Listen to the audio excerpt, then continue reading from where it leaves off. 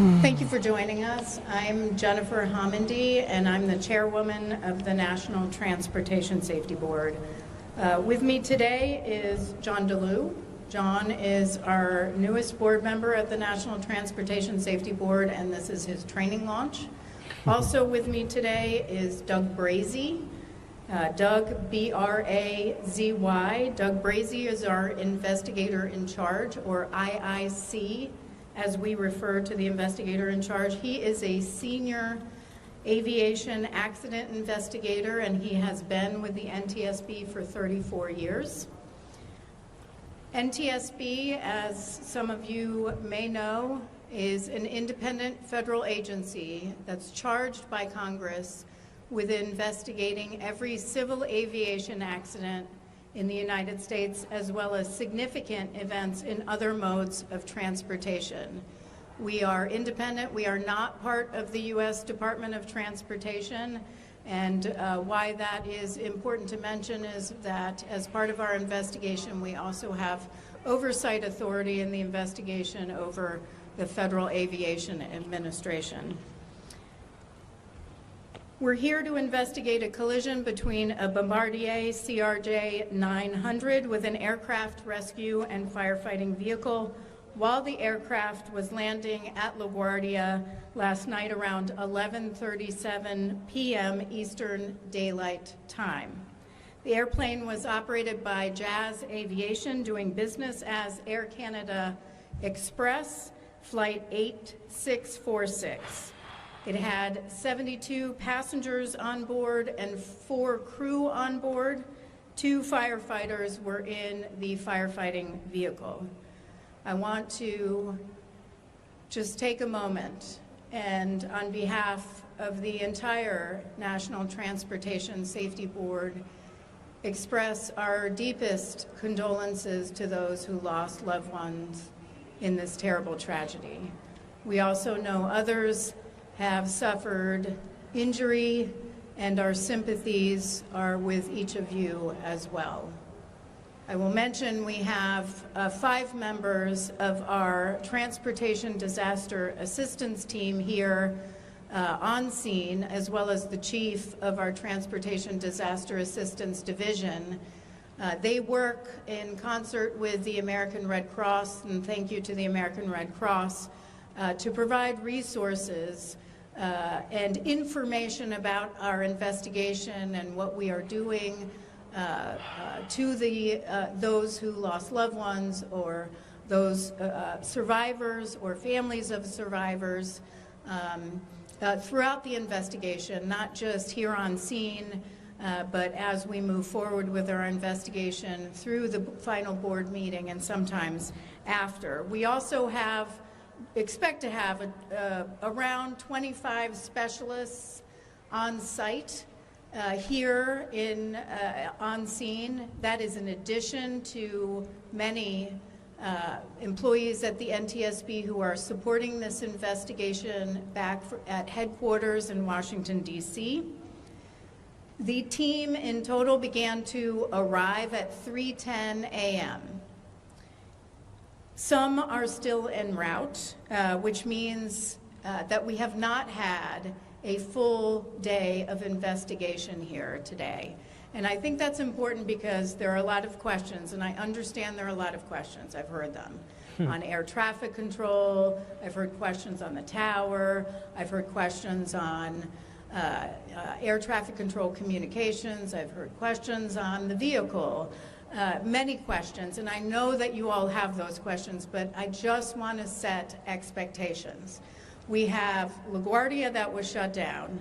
We had a ground stop at Newark today, and then we have DHS that shut down, and we have long TSA lines. We have our air traffic control specialist who was in line with TSA for 3 hours until we called in Houston to beg to see if we can get her through so we can get her here. So it's been a really big challenge to get the entire team here, and they're still arriving as I speak. Right up until about, I think the latest I saw was midnight, maybe 1 a.m. tomorrow morning. So it is a long travel day for many of those, and many are arriving by sure plane. We have had many that have come here by train, and certainly automobile. We drove up, a number of us. So with that said, I do want to talk a little bit about what we were able to do today. We did a walking inspection of the scene, and we have a site commander doing a really important job, which is a safety walkthrough of the scene to make sure that our safety investigators or our investigators are safe while they are on scene. There is a tremendous amount of debris from taxiway Delta across runway 4 into some other areas. It's pretty expansive, and we want to make sure, because as you're walking around, you can get injured. There's also hazardous materials, of course, on the firefighting vehicle itself, so we want to make sure their safety. In addition, obviously the tail of this aircraft is on the ground, and in order to get to the cockpit voice recorder and the flight data recorder, the Port Authority and the emergency responders cut a hole on the roof of the aircraft, dropped down, and was able to get the CVR and FDR for us, which then one of our investigators drove back to our labs in Washington, D.C. today, where they've been able to at least verify that the cockpit voice recorder was not damaged. They'll begin work on the FDR, the flight data recorder, tomorrow. And hopefully we'll have information to share. My hope is that we'll have information to share on that tomorrow in a press conference. We also began to collect information from FAA and others, certainly on air traffic control staffing in the tower, communications training. We're looking for information today from the Fire and Rescue Department on their crew and on their vehicles, what the capabilities were of their vehicles, and everything from how much they weighed to what they were carrying.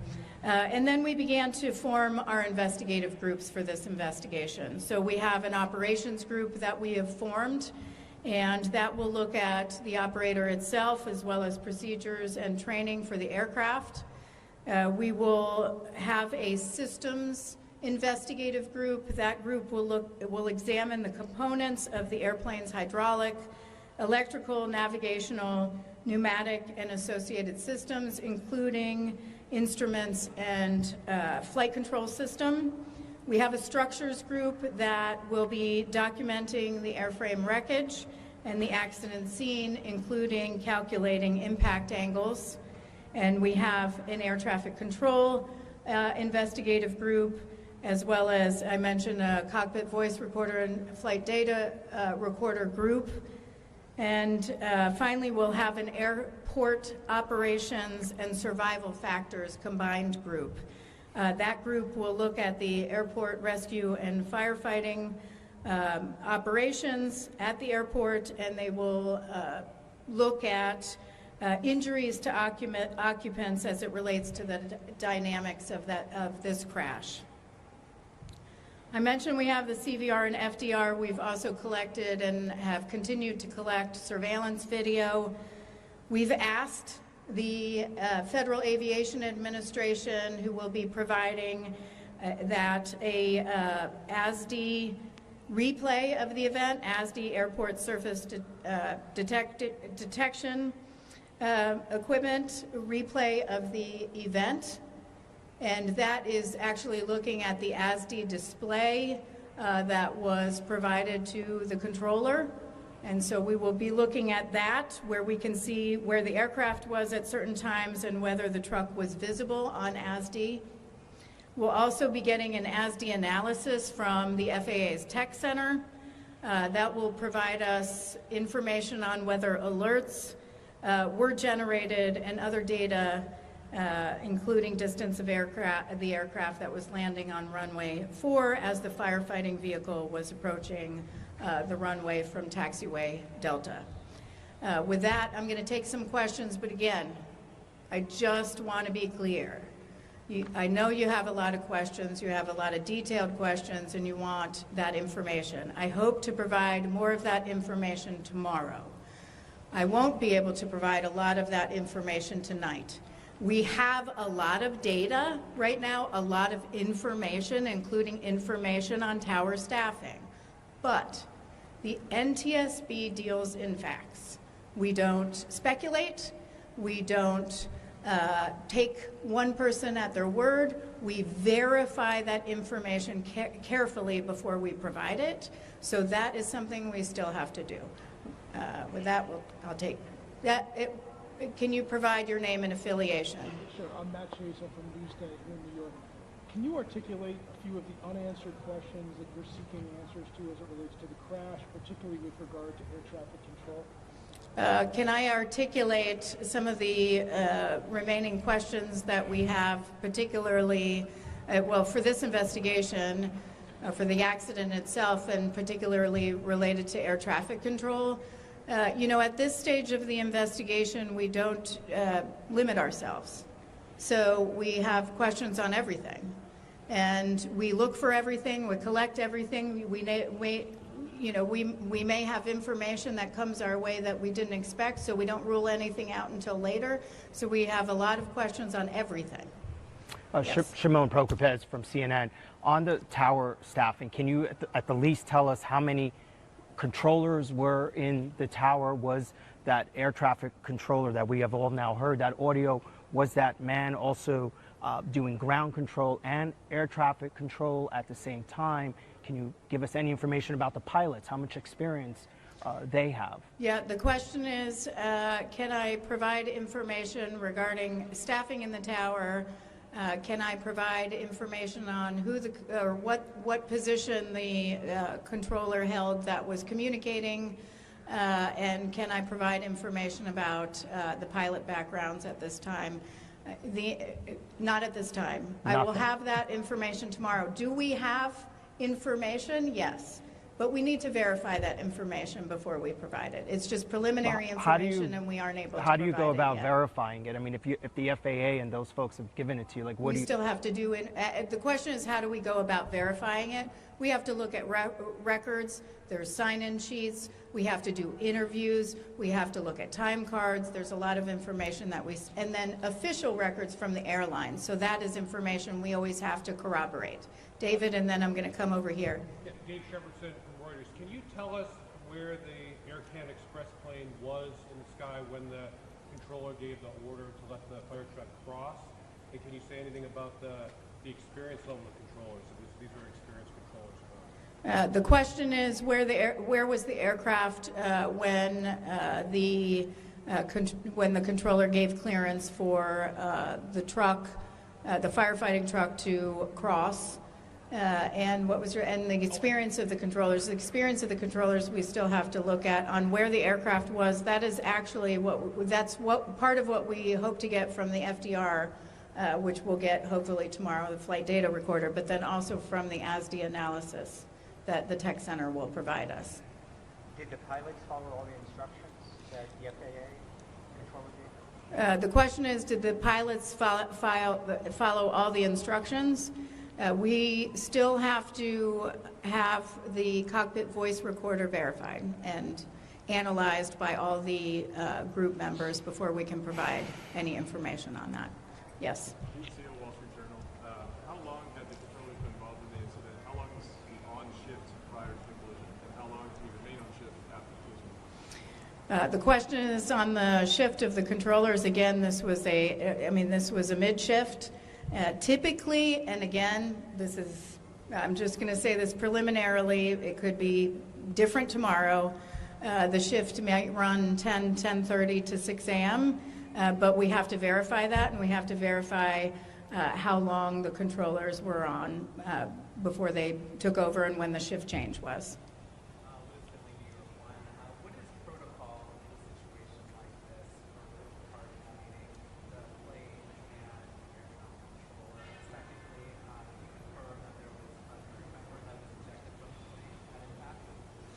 The question is, well, first let me, there was a question on whether there was a crew member ejected on impact. We don't answer those questions. I would refer you to the chief medical examiner for New York City. That person can answer those questions. We don't comment on fatalities or injuries at this stage.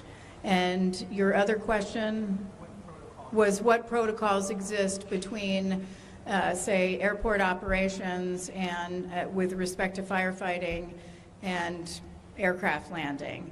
That is part of our investigation, and we'll be looking at that throughout this investigation. Okay, so we're not. That's fine. They're nice people. Specifically last night, but in general, how many people are in air traffic control on that 10:30 to 6 a.m. shift at LaGuardia? We don't know yet.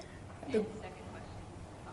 Well, hold on. The question is how many are on shift typically? That's still something we have to verify with our air traffic control team. And then is there an estimate about when runway 4 might reopen? So I know you have to get out there and look at it, but is it that you then move what you can while there? So are we talking 24 hours a day?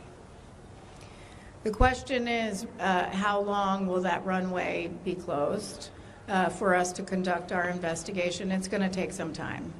I just want to express how much there is a lot of debris. Yeah. We need to go through all of that and to figure out what we need to take back to the NTSB, to our labs, what we might want to collect. First and foremost, what we need to take pictures of to document that evidence. That's all evidence.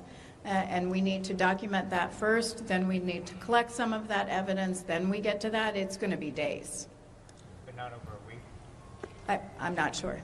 2 more questions? Yep. Hi, Colleen Malone with the Canadian Press. How do you work with Canadian investigative authorities? When are they set to arrive, and what kind of information is shared between both?